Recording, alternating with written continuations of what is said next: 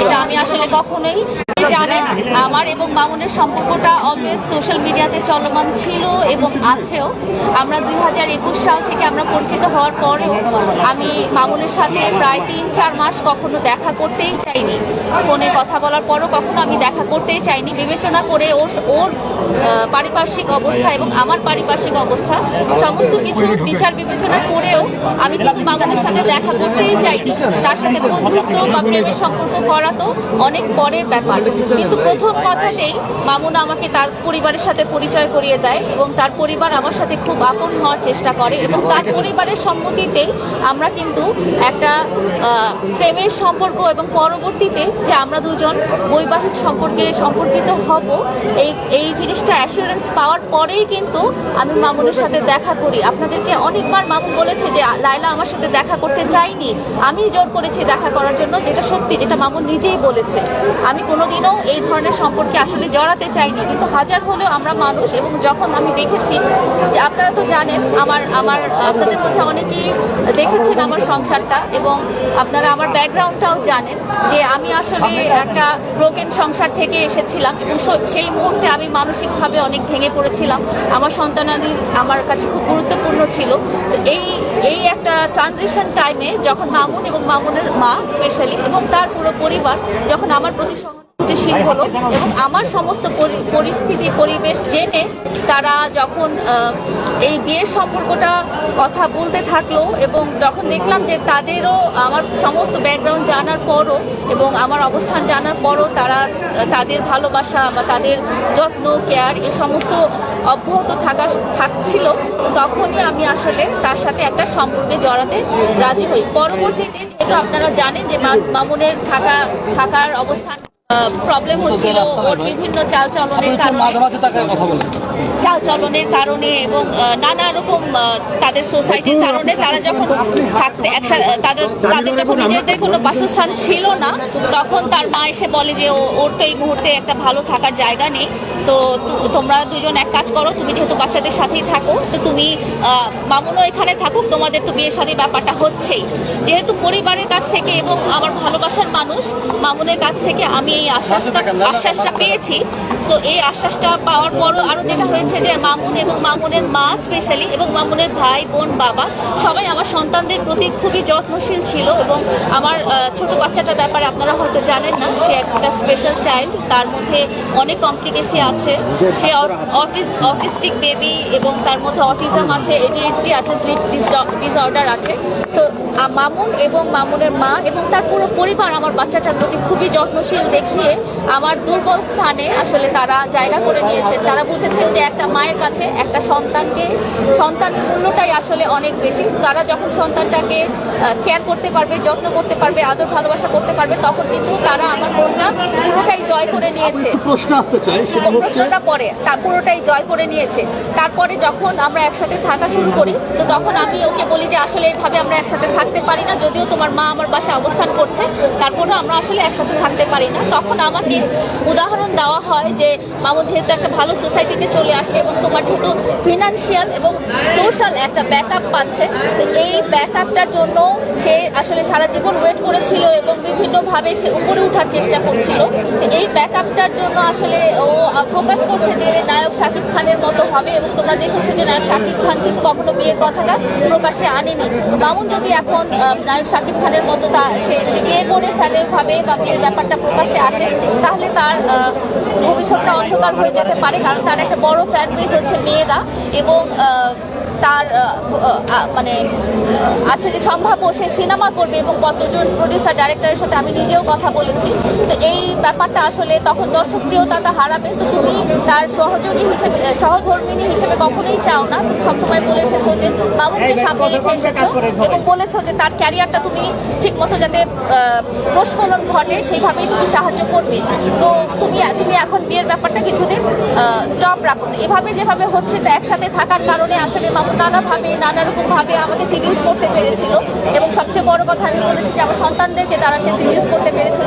তো আমি যদিও রাজি হচ্ছিলাম না, এই ব্যাপারটা আমার কাছে ভালো লাগছিল না, কিন্তু ও বারবার যেটা বলছিল যে সামাজিক মিডিয়াতে সবসময় বলেছে যে আমরা বিয়ে করব, এবং শেষেও বলেছে আমাদের মারামারি ঘটনাতে সে বলেছে যে আমরা বিয়ে করবো, আমি আগে অনেক বড় হইনি, এভাবে করে সে আমাকে বলছিল সে আগে স্ট্যাবলিশ হয়নি, তার ফ্যামিলি যেহেতু স্ট্যাবলিশ হওয়া দরকার আছে, তাদেরও যেহেতু বাসস্থান নেই, এগুলো আগে স্ট্যাবলিশমেন্ট হয়ে নিলেই তারপরে আমরা বিয়ের ব্যাপারটা আমরা সোশ্যাল মিডিয়াতে আনবো, এবং তখনই আমরা বড় করে একটা বিয়ে শাদীর প্রোগ্রাম করবো। কিন্তু ধরে নাও তুমি আমার বউ, যেহেতু আমার মা বাবাও সবাই জানে এবং তোমার ফ্যামিলিরও সবাই জানে। তারপরে যেটা হয়েছে যে সে বারবার আমাকে নানাভাবে প্রেশারাইজ করতে থাকে। আপনারা দেখেছেন যে সে আমার কাছ থেকে নানা রকম প্রপার্টি জোর করে নিয়ে নেওয়ার ব্যবস্থা করে। মাঝে মাঝে সে রাগ করে চলে যায় যে একটা ল্যাপটপ না, একটা ম্যাকবুক না কিনে দিলে, বা একটা ড্রোন না কিনে দিলে, বা একটা এরকম মার্সিডিজ গাড়ি না কিনে, যেগুলো আমাদের লাইভেও আছে যথেষ্ট। আপনারা যদি 2022 সালের ভিডিওগুলো আমার এবং মামুনের লাইভগুলো দেখেন, সেখানে কথাবার্তা দেখবেন যে আমাদের সাথে সে মার্সিডিজ গাড়ির কথা বলে, বাড়ির কথা বলে। তো সমস্ত কিছু যখন তার হয়ে যায় এবং সে যখন তার গ্রামের বাড়িটি স্থাপনা করে, তখনই তার এবং তার পরিবারের আমি সুরটা একটু অন্যরকম দেখতে পাই, এবং তাকে আমি বারবার বলতে থাকি। তো এর মধ্যে আরেকটা কথা বলতে চাই যে সে আমাকে দিয়ে যখনই দেখা যায় যে আমাদের দুজনকে নিয়ে ট্রোল করা হয়, তখনই সে আমাকে বিভিন্নভাবে চাপ প্রয়োগ করে, এবং চাপ প্রয়োগ করে বলে যে তুমি লাইভে যাও, লাইভে যেয়ে বলো যে আমরা বিয়ে করি। সে আমাকে দিয়ে বারবার প্রায় 10টা 15টা অনেকবার সে লাইভ করিয়েছে যে আমরা বিয়ে করিনি, এই কথাটা তুমি বারবার বলো। কিন্তু আমরা যে সোসাইটিতে থাকছি সেখানে আমরা অবস্থান করেছিলাম একসাথে। শুধু মামুনই ছিল না, মামুনের আম্মু ছিল, অনেক সময় মামুনের বাবা ছিল, মামুনের ভাই ছিল, মামুনের বোন ছিল, এবং এমনকি মামুনের খেলাও ছিল।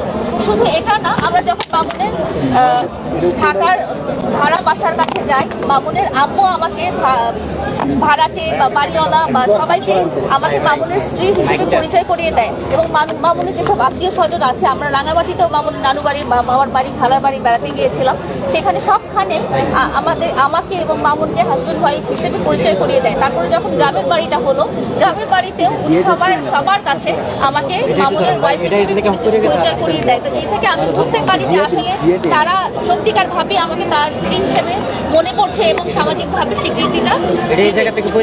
যখন দেখা গেল তাদের বাড়িটা হয়ে গেল, তখন তার সুর চেঞ্জ হয়ে গেল, এবং সে বলতে থাকলো এবং তার আম্মুও বলতে থাকলো যে আমাদের তো গ্রামে বাড়ি হয়েছে, কিন্তু ঢাকায় আমাদের কোনো বাড়ি নেই। তো তখন সে একটা বাড়ির জন্য বায়না ধরে এবং সে আমার বাড়িটা তার নামে লিখে দিতে বলে। কিন্তু যেহেতু আমার লাইফ পার্টনার আমাকে যেভাবে গাইড করেছে সোশ্যাল মিডিয়াতে, আপনারা তো জানেন যে সোশ্যাল মিডিয়াটা আসলে আমার জায়গা না।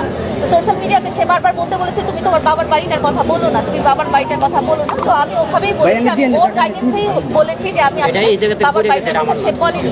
অনেকটা টাইমে সে এমনও বলেছে যে তোমার বাবার বাড়িটা বিক্রি করে হলেও টাকা দিয়ে আমাকে গুলশান বা বাড়ি ধারায় একটা বাড়ি কিনে দাও। সে ওই সোশ্যাল স্ট্যাটাসটা রাখতে চেয়েছে, সে পুরান ঢাকায় বা পান্ডাতে বা এরকম জায়গায় বাড়ি করতে চায় নাই। তো আমার আসলে মামুনের জন্য এখন মামুনকে আমি মামুন এবং মামুনের পরিবারকে সাপোর্ট দিতে দিতে আমার প্রায় 30 লাখ টাকা লোন হয়ে গেছে,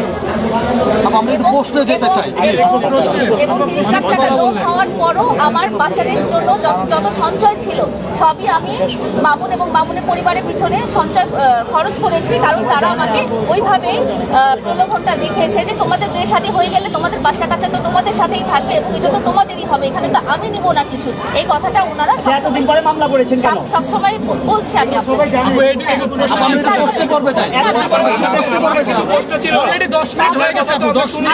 আপনারা কেটে কেটে দিবেন।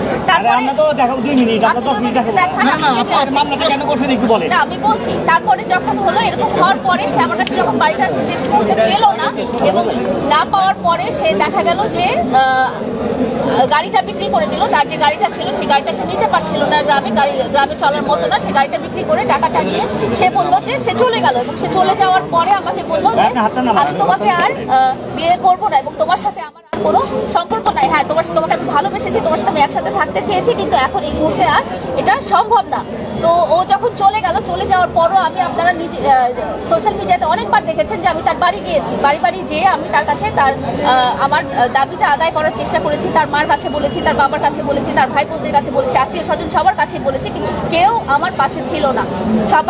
সবাই যেটা বলেছে সেটা বলেছে যে তোমাকে এখন আমাদের আর দরকার নেই, কারণ মামুন এখন নিজে স্ট্যাবলিশ হয়ে গেছে এবং ওকে স্ট্যাবলিশ করার মতো মতো ব্যাকআপ দেওয়ার জন্য একজন পাওয়া গেছে যে মামুনকে ফিউচারে বিজনেস করিয়ে দিবে এবং তাকে দাঁড় করিয়ে দিবে। সো পরবর্তীতে যখন আমি ওই ভদ্রলোকের সাথে যোগাযোগ করি তখন উনি বলে যে দেখো তোমাদের তো বয়সের ডিফারেন্স আছে, এই আছে সেই আছে, মামুন তো এখন অল্প বয়সী মেয়েকে বিয়ে করবে, তোমাকে কেন বিয়ে করবে, ওর তো এখন কিছু নাই, ও তো সবই আছে, ও তো স্ট্যাবলিশ হয়ে গেছে। তো মামুনের সাথে আমি নানা রকম যোগাযোগ করার চেষ্টা করি। গত 3 মাস থেকে মামুন এবং মামুনের আব্বু আম্মু বা ভাই বোন সবার ফোনটাই আমার কাছে ব্লক ছিল। পরবর্তীতে মামলা আপোষ করার জন্য মামুন যখন আমাকে চাপ প্রয়োগ করে তখন একটা ফোন ওপেন করে। তো এখন আপনাদের কাছে প্রশ্ন হতে পারে যে আমি এত মাস পরে কেন আমি এই মামলাটা করলাম, এবং আরেকটা হ্যাঁ তারপরে এত মাস পরে কেন মামলাটা করলাম। আমরা শেষ করতে পারবো। আমার প্রশ্ন হচ্ছে আপনার বয়স প্রায়, আপনার বয়সের চাইতে মামুনের বয়স অনেক ডিস্টেন্স, ঠিক আছে? সেক্ষেত্রে এই যে মামুনকে অনেকেই বলছে মামুনকে আপনি বিভিন্ন ট্র্যাপে ফেলে আপনার কাছে রেখেছেন, এবং এই মামলাও সেটার একটা প্রক্রিয়া, এটা কি বলবেন আপনি? আমি বলতে চাই যে এই আমার যতটা বয়স সেটা তো আসলে সবাই জানে, এটা মামুনের পরিবার সবাই জানে, যেহেতু তারা এত বছর থেকে আছে। হ্যাঁ, তো এই প্রশ্নটা এত বছর পরে তাদের মনে কেন আসছে এবং তারা ট্যাপ কেন হবে? এক নম্বর কথা যে আপনি কেন ট্র্যাপে বললেন? আপনি তো স্বাভাবিক, আপনি কেন ট্র্যাপে বললেন? আপনাকে যেহেতু আমাকে ওনা আমার সন্তানদেরকে নিয়ে এবং আমার যে অবস্থানটা ছিল সেই অবস্থানটা ক্রিয়েট করে তারা আমাকে এভাবে করে দিয়েছে। কিন্তু সন্তানদেরকে তো একবার আপনারা ভিডিও তো আনেন, লাইভেও আনেন না। আনবো, তারা তো সোশ্যাল মিডিয়ার পার্সন না। আপনারা এনজয় করেছেন দুজন মিলে। আরেকটা প্রশ্ন আছে, সেটা হলো যে আপনারা সামাজিকভাবে বিবাহ বন্ধনে আবদ্ধ না হয়ে একই সাথে থাকলেন, সমাজের কাছে দুজন মিলে সমাজের কাছে আপনাদের কোনো দায়বদ্ধতা ছিল কিনা, এবং এখন যে আবার আপনি ধর্ষণ মামলা করলেন, আসলে সমাজের কাছে আপনাদের কোনো দায়বদ্ধতার কোনো জায়গা আছে কিনা? আমি এই মামলাটা আসলে একেবারেই লাস্ট মোমেন্টে করেছি, এটা আমি কখনোই করতে চাইনি। এবং যখন দেখেছি যে কমিটমেন্টটা তার প্রতিশ্রুতি এবং তার মা বাবার প্রতিশ্রুতি এবং সমস্ত কিছু, তারা একেবারেই আমাকে 4টা বছর, তারাও তো আমাকে ইউজ করেছে এত বছর। মামুনের 2021 সাল বা 20 সালের আপনারা ভিডিও দেখেছেন, মামুনের অবস্থান দেখেছেন, মামুনের পরিবারের অবস্থান দেখেছেন, তাহলে আপনারা এত বছর কেন মনে করতে ফিনান্সিয়ালি এবং সামাজিকভাবে আপনাকে ব্যবহার করা হয়েছে, ঠিক আছে, কিন্তু আপনি কেন এতদিন ব্যবহার হলেন? আমি তো ব্যবহার করেছি কারণ সংসার করলেন কিভাবে, বিয়ে না করে? আর আমি তোকে ভালোবাসি, এই কথাটা তো আমি বলেছি। ভালোবাসার সম্পর্কে কি আসলে সংসার করা যায়? আমাদের দেশের প্রচলিত আইন লিভ টুগেদার করলেন, আপনারা এতদিন ধরে লিভ টুগেদার করলেন। একটা কমিটমেন্ট দেওয়া হয়েছে, আপনাদেরকে যেটা বলেছি যে আমাদের কমিটমেন্ট দেওয়া হয়েছে, এই কমিটমেন্ট না থাকলে কিন্তু এই মামলাটাও আসতো না। আপনারা যে এতদিন যাবত লিভ টুগেদার করলেন, এটি কি বাংলাদেশের আইনে প্রচলিত আইন ছিল না? এটা পরিবারের সম্মতিতেই আমরা থেকেছি। এখানে পরিবারের সম্মতি দিলে কি আপনি লিভ টুগেদার করতে পারেন? যখন আমাদের অভিভাবকরা সম্মতি দিয়েছে সেটাই সেভাবেই আমরা ছিলাম। ম্যাডাম এখানে প্রশ্ন দাও। আপনি যারা উল্লেখ করেছেন গত আইনগত প্রশ্নটা কি করেন? ব্যক্তিগত প্রশ্ন। ব্যক্তিগত বিষয় মিলিয়ে তো মামলা হয়েছে। উল্লেখ করেছেন যে আপনাকে জোরপূর্বক ধর্ষণ করা হয়েছে, লিভ টুগেদার করা জোর করে কিভাবে আপনাকে ধর্ষণ করা হয়েছে? লিভ টুগেদার করা বৈধ? No comment, no comment. Live together করার পর আপনি ধর্ষণ মামলা করবেন, সেটা কি বৈধ? আপনাদের শেষ, আপনাদের আইনগত প্রশ্ন আছে। আচ্ছা, মামুন আপনাকে কিভাবে ধর্ষণ করলো? কিভাবে বলতে আপনি তো তার সঙ্গে মানে স্বেচ্ছায় ছিলেন, তাহলে ধর্ষণ মামলা আসলো কেন? 2 বছর ছিলেন না 4 বছর ছিলেন? আপনি বলেন। আমি ওনার আইনজীবী, আমি বলছি। ভাই একটু ওনার না, কাছে না, আপনি অবান্তর প্রশ্ন করছেন। আমি কোথাও আপনি অবান্তর পার্সোনাল কোশ্চেন করছেন। আপনি শুনেন, আমি বলি নো নো। আপনি এটা পার্সোনাল নাই তো, আর এটা তো আচ্ছা, ধর্ষণ কেন ওনার মুখ থেকে শুনুন, ওনার মুখ থেকে শুনুন, ওনার মুখ থেকে শুনুন, ধর্ষণ কেন হলো? নারী ও শিশু নির্যাতন দমন আইনের 2000-এর ধারার 9 এবং সাবসেকশন 1 প্রলুব্ধ, ভয়ভীতি, প্রতারণা, এই সাবক্লোজগুলো, প্রতিশ্রুতি সহ সাবক্লোজগুলো যেখানে ব্রেক হবে সেখানে ধর্ষণ মামলার হচ্ছে মূল সংজ্ঞা। আপনারা যদি পার্সোনালে চলে যান তাহলে তো সমস্যা। এতক্ষণ তো 10 মিনিট 15 মিনিট ধরে পার্সোনাল কথাই বললেন। এখানে ভাই আজকে শুনেন, 1 মিনিট ভাই।